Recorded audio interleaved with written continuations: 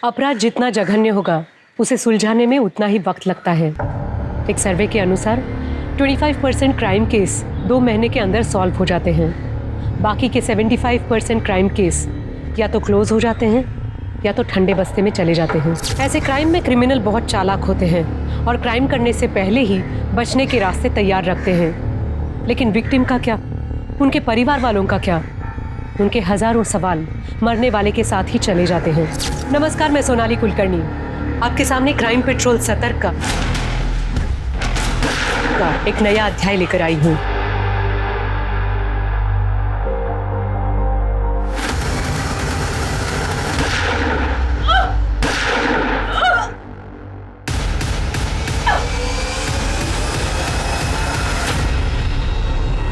आज का ये केस मर्डर से शुरू हुआ था, लेकिन इस केस की कहानी बेहद अविश्वसनीय है। इस केस में ऐसे कई किरदार थे जिनके ऊपर पुलिस को शक था और उन सभी के पास मर्डर करने का मोटिव भी था। हर बार जब कोई नया सुराग मिलता, पुलिस उस एंगल से केस की जांच करती, पर इसके बावजूद भी पुलिस असली गुनहगार तक नहीं पहुंच पाई थी और हर बार एक डेड एंड पर जाकर खड़ी हो जाती थी। आखिरकार पुलिस को ये केस बंद करना पड़ा। तो क्या थी इस केस की सच्चाई, और वो दूसरी हत्या जो हमने अभी देखी, वो लड़की कौन थी?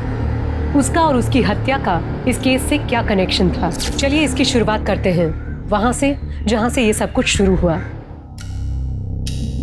इतना आसान नहीं है कार्तिक। एक बार जुर्म साबित हो जाए तो सजा होना पक्का है। पर पापा, अगर वो खुद ही मान ले कि उन्हें साइन को फौज किया है तो सजा कम तो हो सकती है ना? मुश्किल है।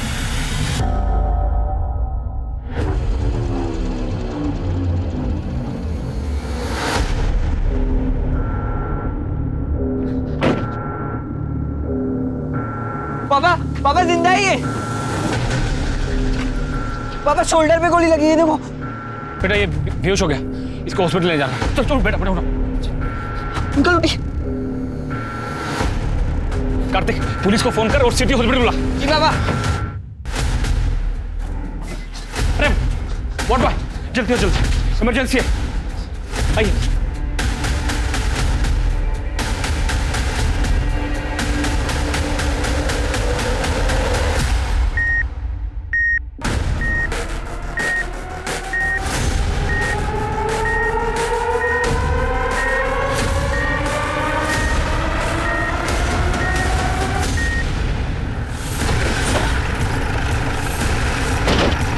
सर, मैंने ही आपको फ़ोन किया था। मुकेश जी को हॉस्पिटल लाते वक्त हमने उनका स्टेटमेंट रिकॉर्ड किया, पर इससे पहले कि उनका स्टेटमेंट पूरा होता वो बेहोश हो गए। कहाँ है वो रिकॉर्डिंग? सर, स्टेटमेंट रिकॉर्ड करना है। कार्तिक फ़ोन निकाल। जी पापा। मेरा नाम कार्तिक ठाकुर है। मैं अपने पापा प्रवेश ठाकुर के साथ एमजी रोड से जा रहा था। इधर हमें जख्मी हालत में एक आदमी मिला है, वो अपना स्टेटमेंट रिकॉर्ड करना चाहता है। मुकेश बोलो। मेरे पार्टनर सुरेश गुप्ता और नलिन ने मुझ पर ये क्या कह रहे हो मुकेश? सुरेश और नलिन? मैं पैदल जा रहा था, वो लोग रास्ते से आए और गोली चला दी। नलिन ने बड़ी कंपनी से 10 लाख रुपए लोन लिया था, लेकिन जब मैंने उससे पूछा और उसने मुझे जान से मारने की धमकी दी। और सुरेश ने तो उससे भी भागा। उसने तो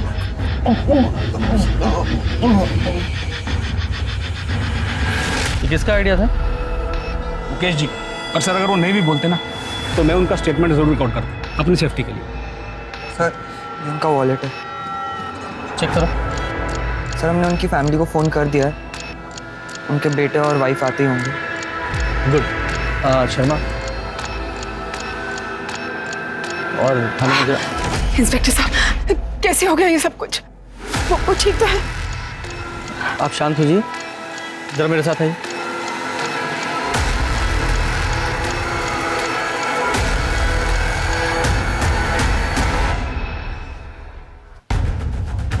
ये मुकेश जी ने अपनी रिकॉर्डिंग में कहा है कि उनके पार्टनर सुरेश और नलिन, उन्होंने उन पर हमला किया है। हो सकता है बिजनेस से रिलेटेड कोई प्रॉब्लम हो। आप बता सकती हैं उनका बिजनेस में कोई प्रॉब्लम चल रहा था क्या? इंस्पेक्टर साहब,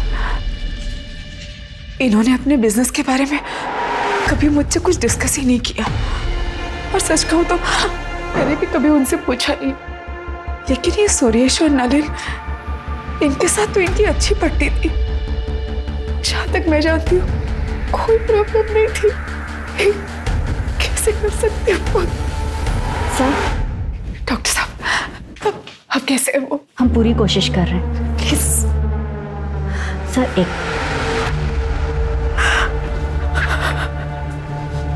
ये सब क्या हो गया? सर, पेशेंट की कंडीशन काफ़ी क्रिटिकल है, बचने के चांसेस बहुत कम है। अगर आपको स्टेटमेंट लेनी है तो आप बात कर लीजिए। Thank you doctor. Mukesh ji, ये देखिए, ये रिकॉर्डिंग देखिए। आप बिना प्रेशर लिए सिर्फ इशारे में बताइए, क्या ये स्टेटमेंट आपने रिकॉर्ड किया अपनी मर्जी से?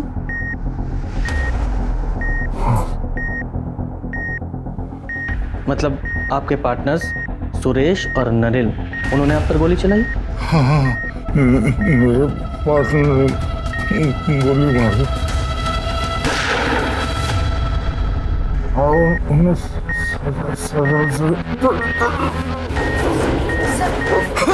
आप बाहर जाइए। नर्स, बैग नीचे करो।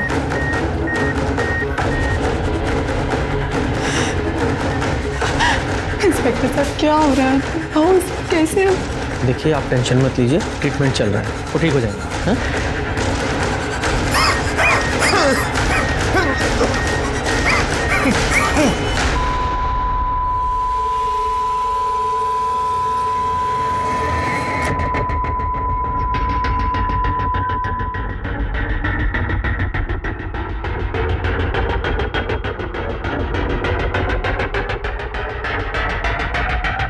I'm sorry, he's no me.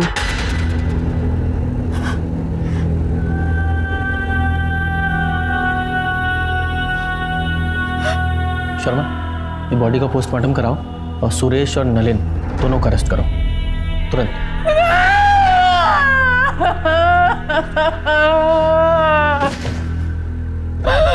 कैसे कर सकते हो?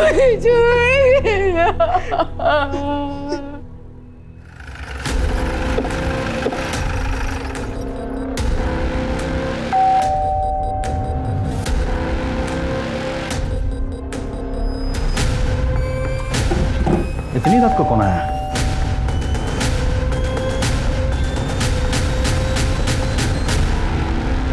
सुरेश गुप्ता। जी, मैं ही सुरेश गुप्ता हूँ। पर बात क्या है? हम आपको अरेस्ट करने आए, घर की तलाशी लो। अरे एक मिनट, अरेस्ट किस लिए? मुकेश अग्रवाल के कत्ल के जुर्म में। क्या? मुकेश का मर्डर? हाँ, अभी कुछ देर पहले ही मुकेश का मर्डर हुआ है MG रोड। मरने से पहले उसने तुम्हारा और सुरेश गुप्ता का नाम लिया। गुप्ता, पूरा घर चेक करो। मैडम। सर, आपको कोई गलतफहमी हुई है। मेरे पति मुकेश जी को सपने में भी कोई नुकसान नहीं पहुंचा सकते हैं। आपके पास इसके अलावा कोई प्रूफ है कि मेरे पापा ने किया है? आप वारंट लेके आइए। हमें हमारा काम पता है, इन्वेस्टिगेशन के बीच में बाधा मत डाली।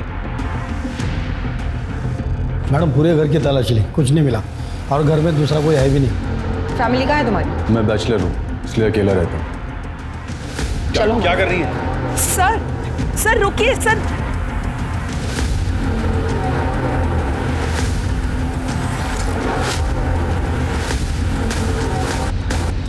मुकेश का खून तूने किया ना? बोल बोल। मैंने बताया ना, मैंने किसी का खून नहीं किया। आवाज कम कर, झूठ बोल रहा है तू। वीडियो देखा ना तूने? मरता हुआ आदमी झूठ बोलता है क्या? हाँ? लेकिन सर, ये कैसे पॉसिबल है? कल रात को मैं अपने बीवी बच्चों के साथ बर्थडे पार्टी में था। मेरे कजन के बेटे की बर्थडे पार्टी थी रेस्टोरेंट में। हमारे अलावा वहाँ 30 लोग और भी शामिल थे। आप चाहे तो उन सबसे पूछ सकते हैं। मैंने कहा ना मैं वहां नहीं था। आवाज नीची करके बात कर। अरे मैडम, मैं कल शाम 8 बजे से सुपर स्पेशलिटी हॉस्पिटल में था। मेरे पापा को हार्ट अटैक हुआ है। मैं रात में 1 बजे निकला हूँ वहां से और सीधा अपने घर आया हूँ। मैंने अपने क्रेडिट कार्ड से हॉस्पिटल की पेमेंट की। आप चाहें तो चेक कर सकते हैं। मुकेश ने कहा था कि कंपनी का 10 लाख रुपया तूने हड़पा है, उसका क्या? पैसे हड़पने का तो सवाल ही नहीं होता सर। पैसे मैंने नहीं बल्कि मुकेश ने लिए थे, वो भी पूरे 10 लाख रुपए, अपने दूसरे बिजनेस को बचाने के लिए। उसने कहा था कि वो 6 महीने में सारे पैसे लौटा देगा। इनफैक्ट उसने पोस्ट डेटेड चेक भी दिए थे और ये सारे पॉइंट उसने स्टैम्प पेपर में मेंशन किए थे। और तूने ऐसा क्या किया था मुकेश के साथ जो इससे भी बुरा था? सर मैंने कुछ नहीं किया है, इस बात की मैं कसम खा सकता हूँ।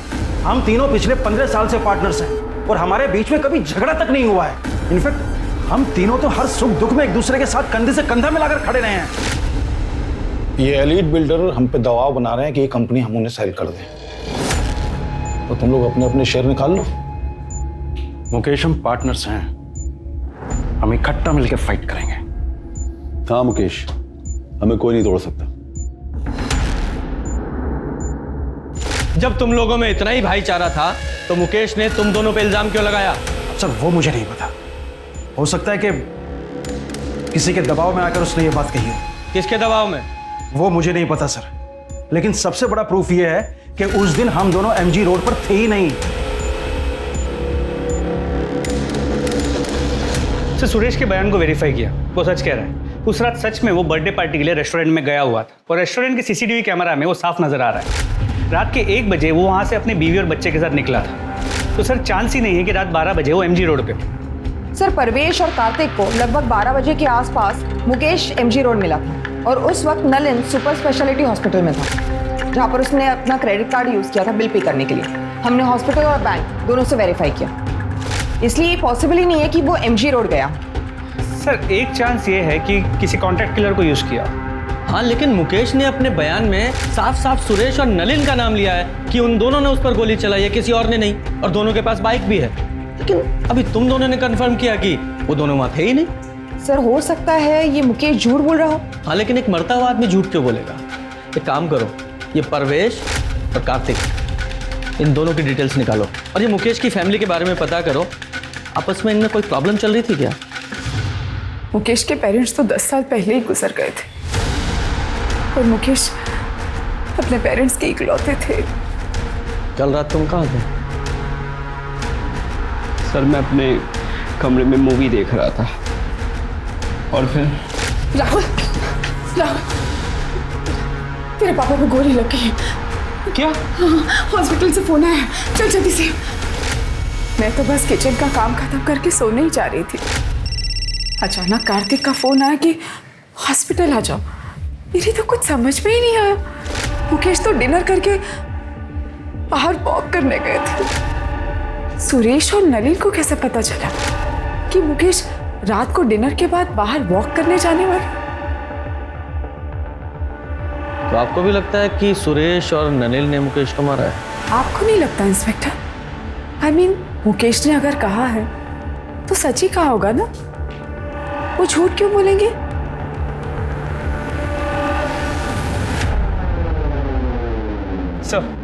सर पोस्टमार्टम रिपोर्ट के हिसाब से मुकेश की मौत एक्सेसिव ब्लीडिंग की वजह से हुई है। सर करीब 10 फीट की दूरी से मुकेश के कंधे पे गोली चलाई गई, तो गोली की ट्रेजेक्टरी नीचे से ऊपर की तरफ है। सर हमने सुरेश और नलिन की स्टोरी वेरीफाई की और दोनों के कॉल रिकॉर्ड्स भी चेक किए। कॉल रिकॉर्ड्स में किसी हिस्ट्री शीटर या कॉन्ट्रैक्ट किलर का कनेक्शन नहीं निकला।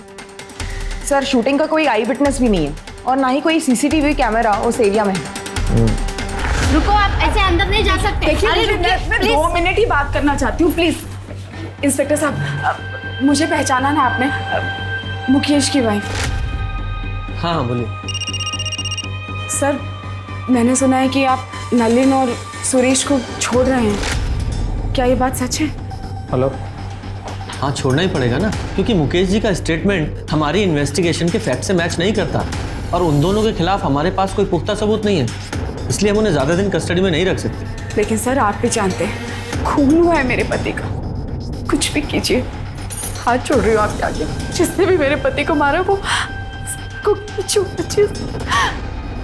मुझे इंसाफ चाहिए।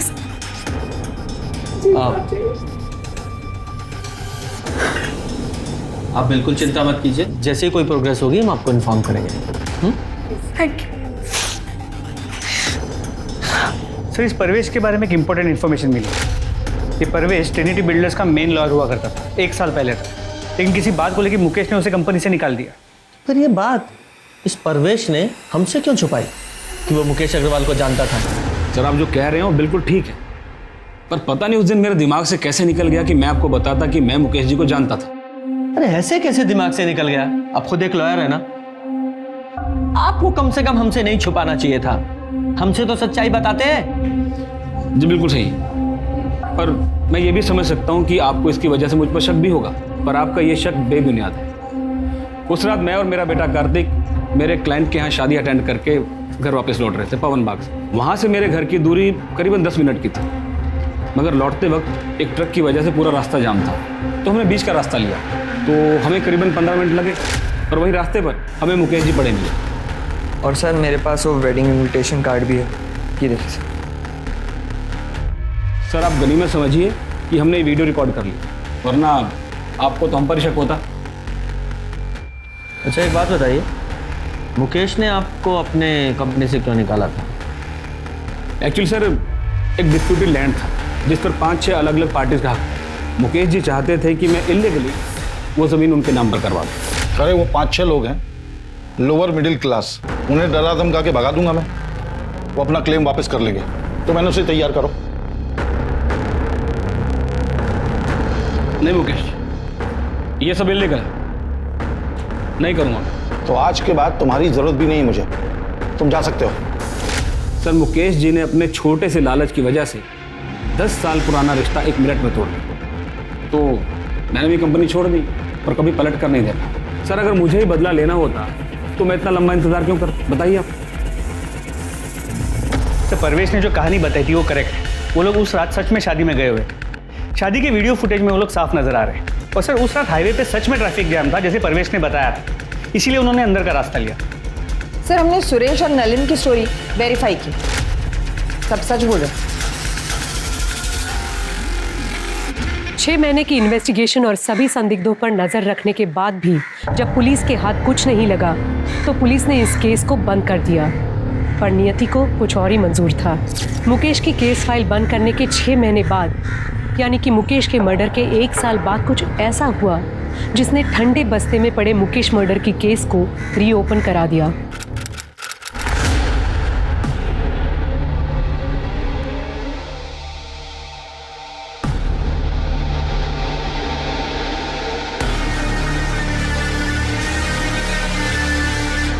Hello police station.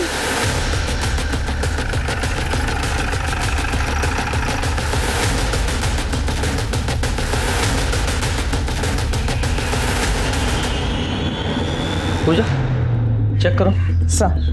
जरा आसपास चेक करो।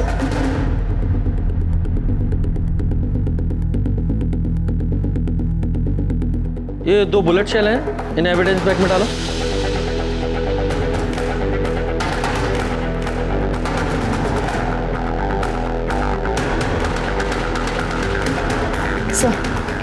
सर एंट्री वोन से लगता है कि क्लोज रेंज से 2 बुलेट चलाई गई, और सर शायद इस लड़की की कल या आज मौत हुई है। सर कपड़े देख के लगता है इसके साथ कोई सेक्स या रेप का साइन तो नहीं है, और सर लड़की के पास से ऐसा कुछ नहीं मिला है जिससे इसकी शिनाख्त हो सके। सर जिस आदमी ने हमें बताया था उसने कहा था कि वो एक सेल्समैन है, यहाँ कहीं डिलीवरी के लिए जा रहा था, उसकी बॉडी देख के मैं अपडेट किया था उसको। बंगला किसका है? सर ये तो नहीं पता चल पाया है कि जगह काफ़ी सुनसान है, यहाँ से सबसे नज़दीक जो घर है वो भी 500 मीटर दूर है, और वो भी बंद। आसपास की बस्ती में जरा पता करो ये बंगला किसका। सर ये मोबाइल मिला है, दीवार के पास पड़ा था। हो सकता है ये मोबाइल इस लड़की का हो। इस मोबाइल को लैब में भेजो और अनलॉक कराओ। बॉडी को पोस्टमार्टम के लिए भेजो। सर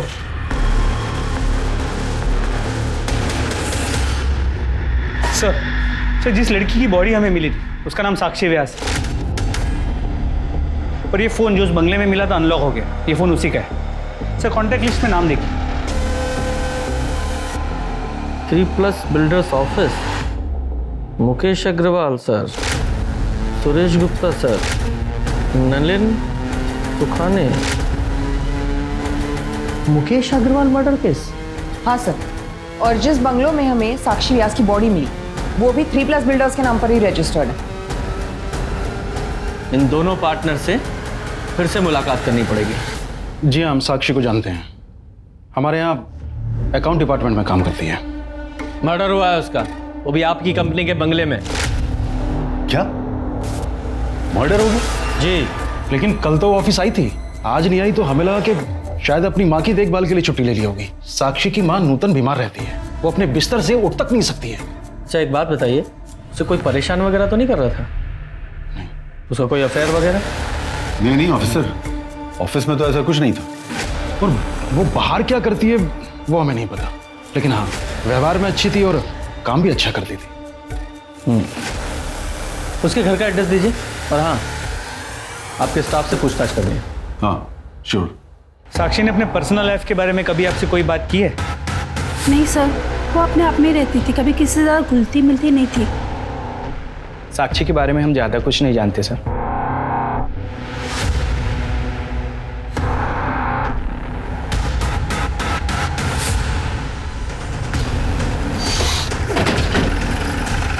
यही है ना?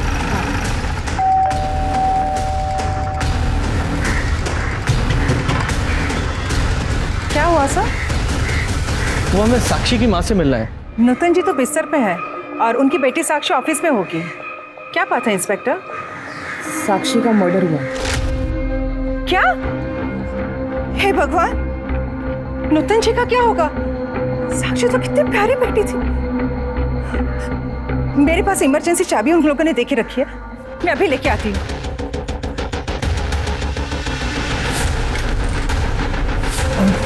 सर ऊपर प्लीज।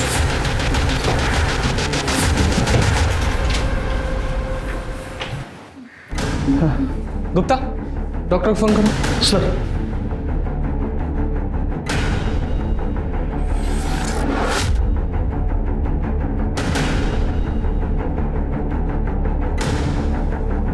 पूजा, जरा आस पड़ोस में साक्षी के बारे में पता करो। सर आप आइए।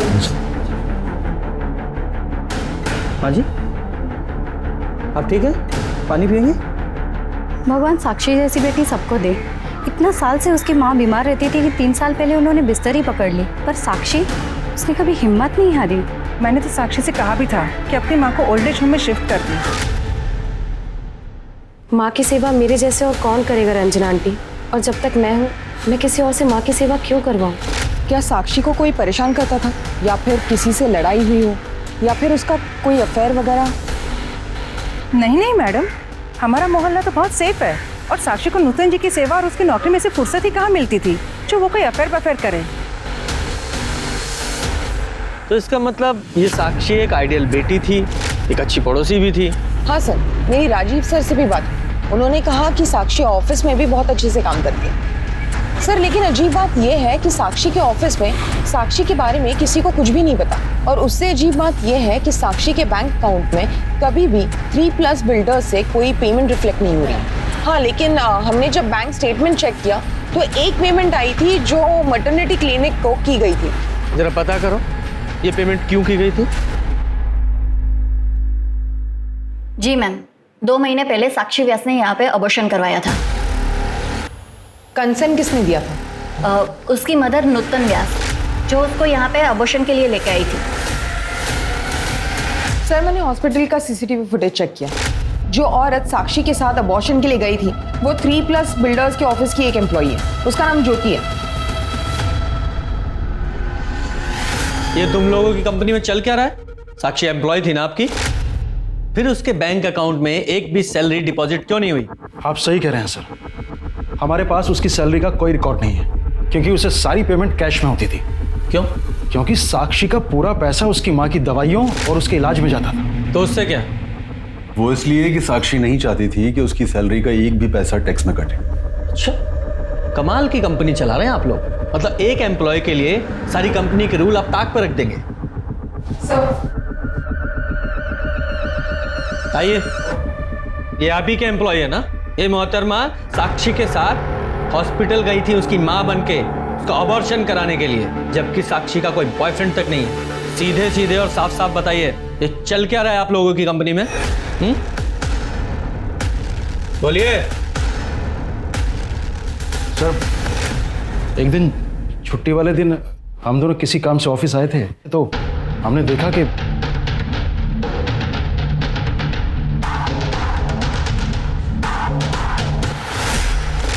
मुकेश ने हमें बताया था कि उसका साक्षी के साथ अफेयर है। इसलिए साक्षी ने जब कैश पेमेंट की बात की तो हम दोनों मना नहीं कर पाए। सर हम सच बोल रहे हैं, हम दोनों आपसे कुछ नहीं छिपा रहे। ये मुकेश मर्डर केस की इन्वेस्टिगेशन के दौरान ये एंगल तब सामने नहीं आया था। सर, साक्षी की पोस्टमार्टम रिपोर्ट के हिसाब से उसकी मौत 4 मार्च को 4 से 6 बजे के बीच हुई और सर 2 बुलेट्स फायर की गए थे, जिसकी वजह से उसके इंटरनल ऑर्गन डैमेज हुए और उसकी मौत हो गई। और सर, बैलिस्टिक रिपोर्ट के हिसाब से जिस गन से साक्षी को मारा गया था उसी गन का इस्तेमाल हुआ था मुकेश को मारने के लिए भी। मतलब साफ है कि साक्षी और मुकेश मर्डर केस आपस में कनेक्टेड हैं। हमारे पास जितने भी एविडेंस है मुकेश मर्डर केस के वो सारे इकट्ठा करो। हम मुकेश मर्डर केस को रीओपन करने के लिए कोर्ट में एप्लीकेशन दे रहे हैं। Sir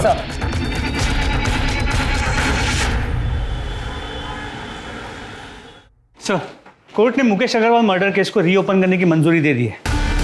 very good. शुरू से शुरू करते हैं। सबसे पहले मुकेश अग्रवाल के घर चलते हैं।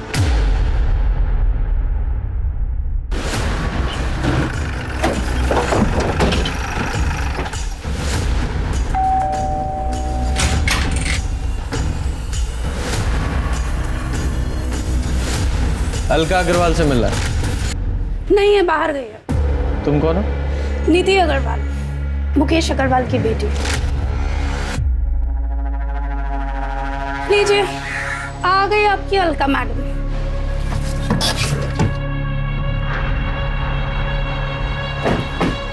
आइए, आप ही का इंतजार था। देखिए ना, आपसे मिलने कौन आया। क्या पता भगवान की इच्छा रही तो आज आपको साथ में ले जाओ। नीति, अपने कमरे में जाओ। हाँ, वैसे भी तुम्हारी शक्ल देखने से तो अच्छा है कि मैं अपने रूम में ही बैठूं।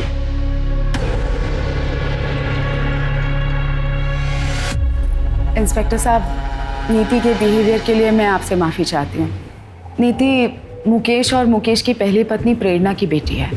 मुकेश ने प्रेरणा को 6 साल पहले डिवोर्स देके मुझसे शादी कर ली थी, इसीलिए नीति थोड़ा चिढ़ती है मेरे से। तो फिर ये राहुल तो 22 साल का है। दरअसल मुकेश और मेरे रिलेशन के बारे में हमने प्रेरणा को कभी कुछ नहीं बताया था, लेकिन 6 साल पहले प्रेरणा को हमारे रिलेशनशिप के बारे में पता चल गया और प्रेरणा ने मुकेश से डिवोर्स ले लिया। उसके बाद डिवोर्स देकर वो नीति को भी यतीम बनाकर जाने कहाँ चली गई। और नीति उस वक्त वो सिर्फ 20 साल की थी और उसे ये लगता था कि उसके पेरेंट्स के डिवोर्स का सबसे बड़ा कारण मैं ही हूँ। और नीति भी इस सदमे को बर्दाश्त नहीं कर पाई और ड्रग्स में फंसती चली गई। मुकेश की पहली पत्नी प्रेरणा, वो कहाँ है? उसके बारे में मुझे कुछ नहीं पता। हाँ, इतना कह सकती हूँ कि जब तक मुकेश जिंदा थे वो हर महीने प्रेरणा को कुछ पैसे भेजा करते थे। तो मुकेश का अफेयर तो उसकी कंपनी के अकाउंटेंट साक्षी के साथ भी था, उसका भी ख्याल रखते थे वो। साक्षी? कौन साक्षी? माफ कीजिए, मैंने तो ये नाम कभी सुना ही नहीं है। मैं नहीं जानती इस लड़की को कौन है ये। झूठ क्यों बोल रही है? सबको पता है कि मेरा बाप कितना घटिया और कितना गिरा हुआ इंसान। निधि, तू चुप कर। सर, मेरे बाप ने पहले इस कमीनी के लिए मेरी माँ को छोड़ा और फिर तीसरा अफेयर चलाया साक्षी के साथ, और जैसे ही इसको पता चला इसने। खबरदार जो मुझसे झूठ खाता। सब समझ में आ रहा है मुझे। कौन है ये साक्षी? उसी की वजह से आजकल संडे को भी आपको ऑफिस में काम आ जाता है। ऑफिस में वर्कलोड है तो काम करूंगा ना। झूठ मत बोलिए मुझसे। यही एक्सक्यूजेस तुम प्रेरणा को दिया करते थे मेरे लिए। आज वही झूठ आप साक्षी के लिए मुझे बोल रहे हो। आप साक्षी, ऐसा कुछ भी नहीं हुआ था। तो जाने नशे में क्या क्या इमेजिन करती रहती है। और सच तो ये है कि ये तो हमेशा यही चाहती थी कि हम लोगों में हमेशा झगड़े होते रहे। झूठ बोलना बंद करो। सर, अगर आपको मेरी बात पे यकीन नहीं है ना तो श्रावणी से पूछ लीजिए। नीति, क्यों मेरा घर बर्बाद करने पे तुली पड़ी है तू? घर बर्बाद मैंने किया या तूने हमारा घर बर्बाद किया?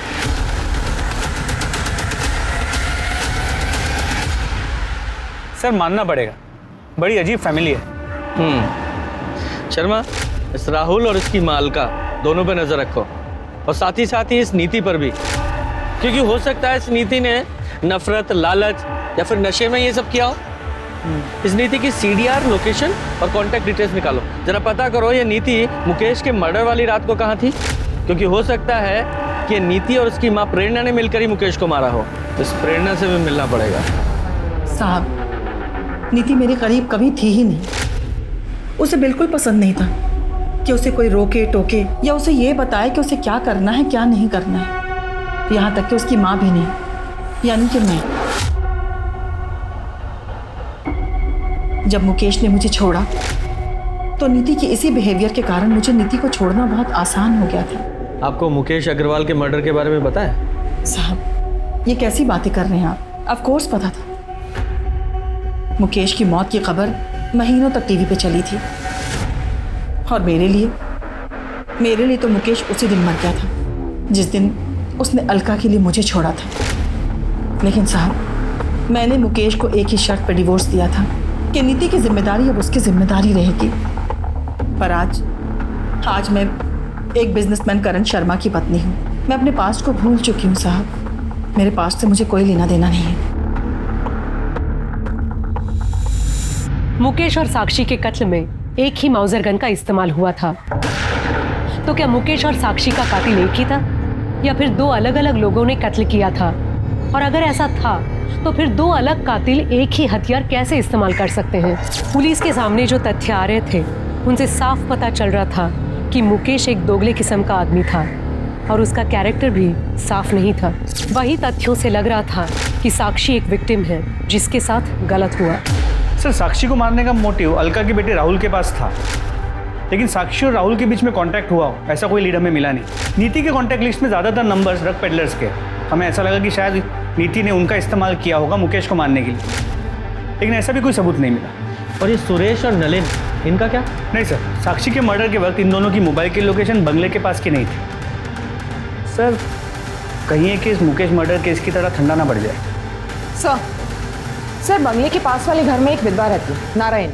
उसने पहले भी एक दो बार साक्षी को उस बंगले में आते हुए देखा था उसके बॉयफ्रेंड के साथ। नारायणी का कहना है कि लड़के की और साक्षी की उम्र लगभग बराबर की होगी, लेकिन वो कह रही थी कि दोनों में बहुत झगड़े होते हैं और शायद 4 तारीख को जिस दिन साक्षी का मर्डर हुआ उस दिन भी उनकी लड़ाई हुई होगी। बेहतर होगा कि तुम ये जॉब छोड़ दो।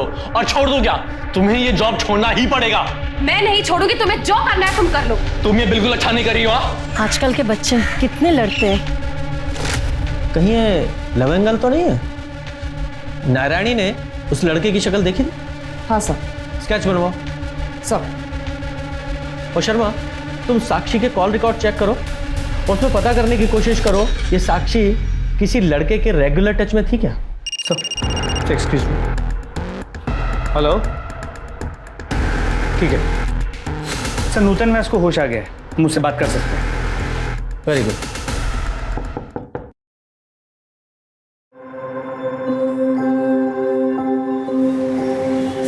नमस्ते सर, आप लोग? साक्षी कहाँ है? साक्षी ने हमें यहाँ भेजा है। उसने कहा है कि आप घर चलिए, मैं आती हूँ, तब तक आपसे बातें करते हैं। साक्षी के बारे में कुछ बताइए ना। साक्षी तो लगता ही नहीं मेरी बेटी है। उसने माँ की तरह मेरा ख्याल रखा।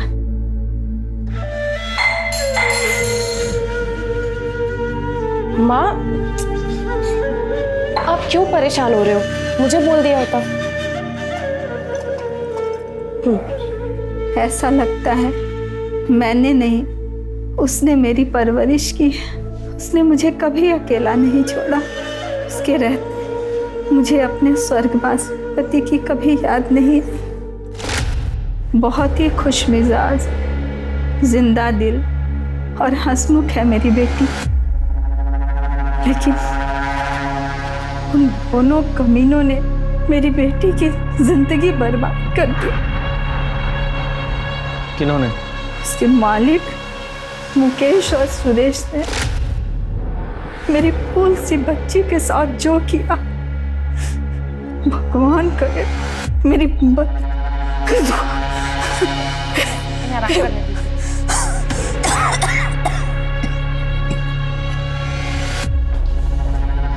शर्मा, इस सुरेश को अरेस्ट करने की तैयारी करो।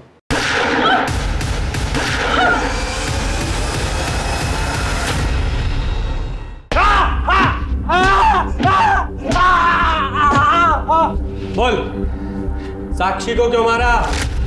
नहीं मारा मैंने साक्षी को। ये ऐसे नहीं बताएगा। जरा इसकी और खातिरदारी करो तब बताएगा। नहीं सर, मैं मानता हूँ कि उस दिन जब मैंने साक्षी और मुकेश को साथ में देखा था तो मेरी नीयत खराब हो गई थी। बस मुझे लगा जब वो मुकेश के साथ सो सकती है तो फिर मेरे साथ क्यों नहीं। इसलिए एक दिन मैंने उसे किसी काम में उलझाए रखा, और जब सब ऑफिस से चले गए और उसके और मेरे अलावा ऑफिस में कोई नहीं बचा तब। सर ये मैंने आउटस्टैंडिंग अमाउंट की डिटेल्स मेल कर दी। सर मैं निकलती हूँ। अरे रुको, इतनी जल्दी क्या जाने की?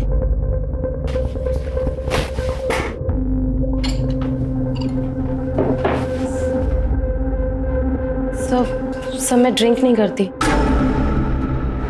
लेकिन खुश तो करती हो ना? हुँ? आज रात मुझे खुश कर दो। क्या कहती है? ज्यादा ना सती सावित्री पढ़ने की जरूरत नहीं है। मैं और नवीन तुम्हारे और मुकेश के बारे में सब कुछ जानते हैं। और सोचो, मुकेश की वाइफ को पता चल गया तो तुम्हारा क्या होगा? मुकेश तुम्हें धक्के मार के निकाल देगा। फिर तुम्हारी माँ का क्या होगा?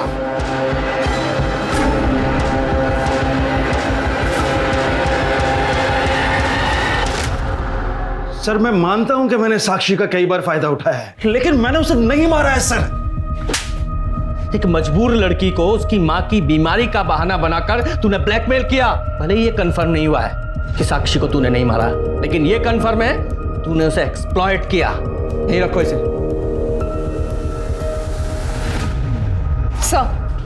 सर नारायणी के हिसाब से यही वो लड़का है जो साक्षी के साथ उस बंगले में आता था। ऐसा लग रहा है देखा है मैंने इसे, पर फिलहाल पहचान में नहीं आ रहा। हाँ देखा था। साक्षी की सीडीआर को चेक किया। सुरेश के बेटे आर्यन और साक्षी के बीच कई बार बात हुई। और सबसे इंपॉर्टेंट बात यह है कि साक्षी के मर्डर वाले दिन भी आर्यन ने साक्षी को फोन किया। यस,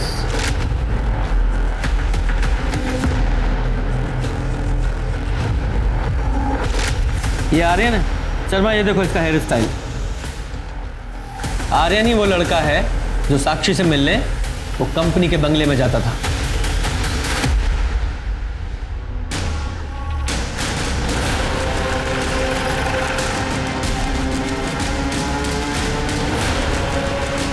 एक सेकेंड, पापा ऑफिस में नहीं है और ना ही नलिन अंकल। तेरे पापा तो ऑलरेडी हमारे मेहमान हैं, और अच्छा है नलिन में यहाँ नहीं है, क्योंकि तेरे से सवाल करते तो खामा-खा अड़ंगा लगाता। क्या मुझसे सवाल? क्यों? केबिन में बात करें? केबिन में क्यों? यहीं कीजिए सबके सामने। ठीक है, अगर तुझे प्रॉब्लम नहीं है तो यही पूछ लेते हैं। साक्षी को तू कितनी अच्छी तरह से जानता था? साक्षी मैं नहीं जानता था। झूठ बोलता है। इस कंपनी में एम्प्लॉय थी वो और बोलता है नहीं जानता। हाँ मतलब मैं उसे एम्प्लॉय की तरह जानता हूँ बट पर्सनली नहीं। तो फिर कंपनी के बंगले में उससे क्यों मिलने जाता था? एक सेकेंड, क्या बोले जा रहे हैं आप? कुछ ही मत बोलिए आप। कुछ भी नहीं बोल रहा हूँ। आई विटनेस है हमारे पास जिसने तुझे और साक्षी को उस बंगले में कई बार देखा था। 4 मार्च को जिस दिन साक्षी का मर्डर हुआ, तेरे फोन की लोकेशन उसी बंगले के पास की है। बोल क्यों मारा साक्षी को? क्यों मारा? बताओ वरना यहीं हड्डियां तोड़ूंगा मैं तेरी, वो भी सबके सामने। बोल। और क्या करता मैं सर? मैंने उस साक्षी को कितनी बार वार्न किया, उससे भीख तक मांगी कि वो मेरे पापा से नहीं मिले, पर वो मेरी एक नहीं सुनती थी। मेरी माँ उसकी वजह से कितना परेशान हो रही थी। नहीं, कहाँ था मतलब? ऑफिस में तो नहीं थे। सारे दिन ऑफिस में रहता हूँ क्या? बाहर मीटिंग्स भी होती हैं। हाँ, ऑफिस में साक्षी के साथ मीटिंग के लिए जगह नहीं मिलती तो बाहर मीटिंग करते हो।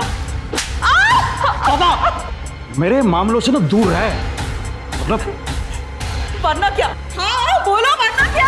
अरे बात तो पूरी करके जाओ, वरना क्या? ये हमारी घर की हर रोज की कहानी हो गई थी सर, तो हमने सोचा कि हम इस झगड़े को सुलझा देते हैं।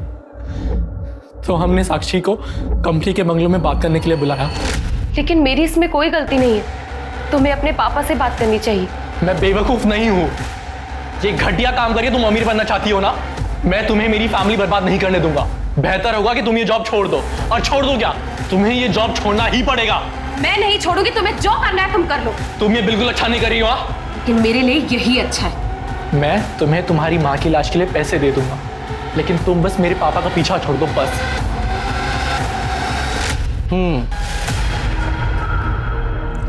तो उस बंगले के पास में रहने वाली नारायणी को लगा कि तुम दोनों की लड़ाई दो प्यार करने वालों की नोकझोंक है, और तुम दोनों की आपस में लड़ाई हुई थी ना।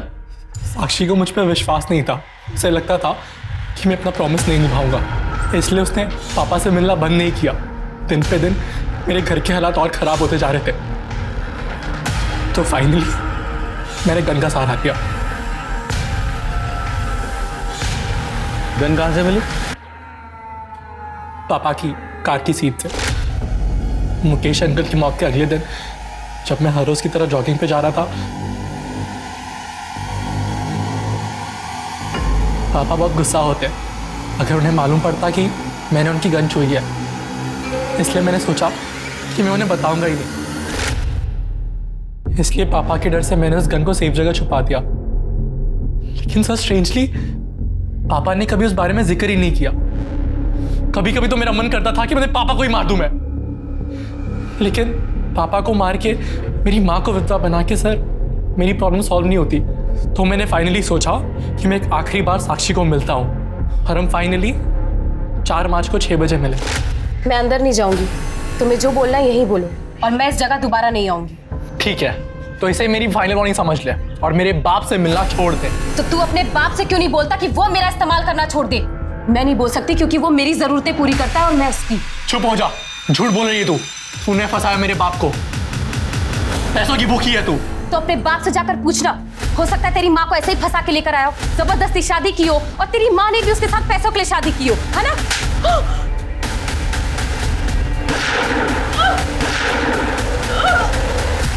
उसे मार दिया, उसका खून बह रहा था। मैं काफी घबरा गया था सर। घबराहट के मारे मैंने उसका फोन दीवार पर फेंक दिया, ये सोचकर कि वो टूट जाएगा। उसके बाद मैंने उसका पर्स लिया और अपने कूड़ेदान में डाल दिया। मैं समझ नहीं सका कि मैं बॉडी के साथ क्या करूं। सर मैं किसी गन के बारे में कुछ नहीं जानता हूं, मेरे पास कोई गन नहीं है। झूठ मत बोल, तेरे बेटों को तेरी गन तेरी कार में से मिली थी, और फॉरेंसिक से ये साबित हो चुका है कि वो वही गन थी जिससे मुकेश को मारा गया था। अब झूठ मत बोल और सच बता। मैं सच बोल रहा हूं सर, मुझे नहीं पता कि मेरी कार में गन कहां से आई। सर अगर आप मुझे मारना चाहते हैं तो मार दीजिए, लेकिन मैं सच कह रहा हूं, मुझे नहीं पता कि गन कहां से आई।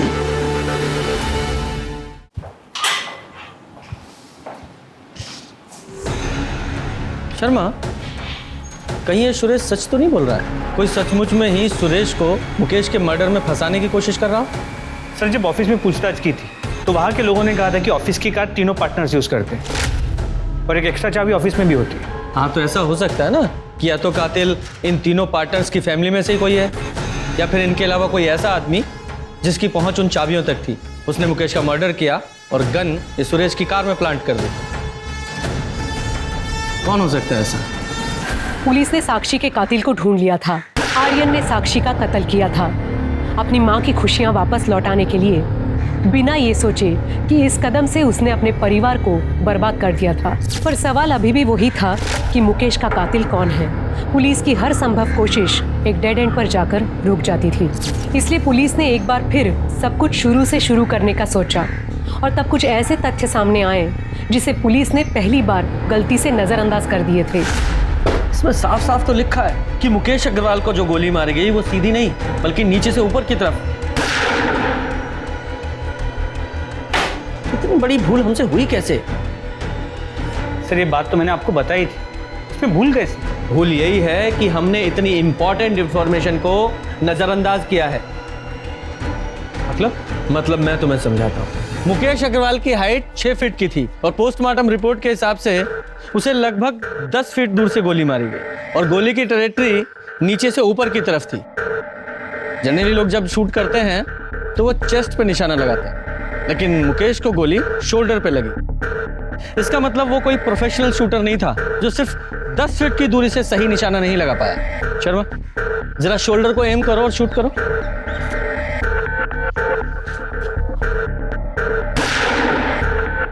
Very good.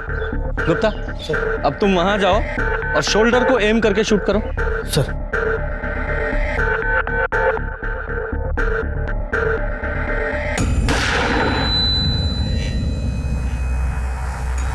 करेक्ट। शर्मा जरा इधर आओ, ये देखो, ये वो टारगेट है जो तुम्हारी बुलेट से हिट हुआ। वो एकदम सीधी बॉडी के पार हुई है। और गुप्ता ने जो शोल्डर पे गोली शूट की उसकी ट्रेजेक्ट्री नीचे से ऊपर की तरफ, मतलब जिसने भी शूट किया है उसकी हाइट मुकेश की हाइट से काफी कम थी। गुप्ता तुम्हारी हाइट कितनी है? सर मेरे हाइट 5 फुट 8 इंच। शर्मा हमारे सस्पेक्ट्स में से किसकी हाइट 5 फुट 8 इंच की है? जरा पता लगाओ। सर मुकेश मर्डर केस के सारे सस्पेक्ट, सुरेश, उसकी पत्नी काजल, का बेटा आर्यन, मुकेश की पहली पत्नी प्रेरणा, उसकी बेटी नीति, मुकेश की पत्नी अलका और वो लॉयर परवेश और उसका बेटा कार्तिक, किसी की भी हाइट मुकेश की हाइट से या तो ज्यादा है या उसके बराबर है या बहुत कम है। किसी की भी हाइट परफेक्ट 5 फुट 8 इंच नहीं है, वो सिर्फ तेरी है। बता क्यों मारा अपने फादर को? मैंने अपने पापा को नहीं मारा। तो रो क्यों रहा है? उन्हें नहीं मारना था, उन्हें तो बस एक गोली में घायल करना था। मतलब गोली तू नहीं चलाई? ये सब पापा का ही आइडिया था। मैं आप पे गोली कैसे चला सकता हूँ? मुझे मारना नहीं है, सिर्फ घायल करना है, ताकि मैं ये इल्ज़ाम सुरेश और नलिन पे लगा सकूं। उन दोनों ने मेरी जिंदगी मुश्किल कर रखी ऑफिस में। एक बार वो दोनों अरेस्ट हो गए ना, पूरी कंपनी हमारी होगी। जिंदगी में इससे बड़ी सिक्योरिटी और क्या होगी? पर साक्षी का क्या? आप उसे छोड़ दोगे ना? हाँ छोड़ दूंगा उसे मैं, प्रॉमिस। हाँ। पापा ने पूरा प्लान तैयार कर लिया था। मेरे पास सुरेश अंकल के कार की डुप्लीकेट चाबी भी थी और मैं वहां चला गया जहां पापा ने मर्डर का प्लान किया था। ये जगह मैंने इसलिए चुनी है कि यहाँ आधी रात को भी ट्रैफिक होता है। हर 5-6 मिनट में कोई ना कोई कार पास होती है। सिटी हॉस्पिटल सिर्फ यहाँ से 10 मिनट की दूरी पे है। और सबसे बड़ी बात, सुरेश का घर यहाँ से सिर्फ 3 किलोमीटर दूर है। पापा मुझे डर लग रहा है बहुत। कर पाऊंगा क्या?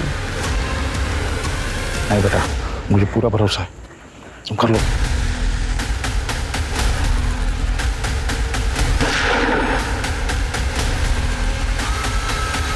पापा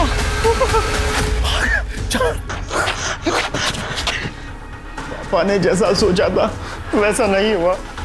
बजाय 5-6 मिनट के पहली कार 15 मिनट के बाद आई।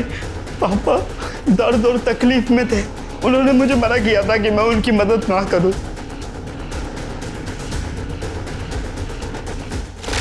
तो तेरे पापा मुकेश को कैसे पता था कि सुरेश की कार वहां खड़ी है? पापा को पता था कि सुरेश अंकल पार्टी जा रहे हैं और वो पार्टी जाकर जरूर ड्रिंक करेंगे।